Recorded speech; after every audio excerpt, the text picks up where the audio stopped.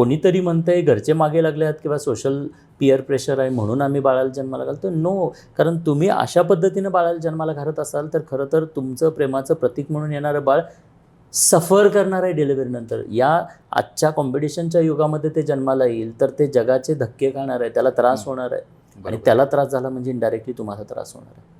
का तर अनप्लॅन्ड वेमध्ये आम्ही त्याला जन्माला घालतो.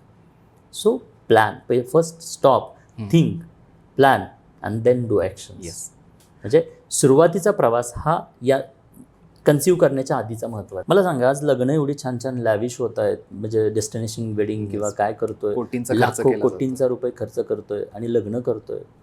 मग बाळ जन्माला घालताना का नाही हा विचार होत? कारण येणारं बाळ हे फक्त त्या आईवडिलांचं बाळ नाही आहे, ते देशाचं भवितव्य आहे. कदाचित ते येणारं बाळ उद्याचं नोबल विनर आहे, उद्याचं भारतरत्न आहे, उद्याचं ऑलिम्पिक विनर आहे. हा विचार ठेवून आई आपल्या या जर्नीचा प्रवास का नाही सुरू करत?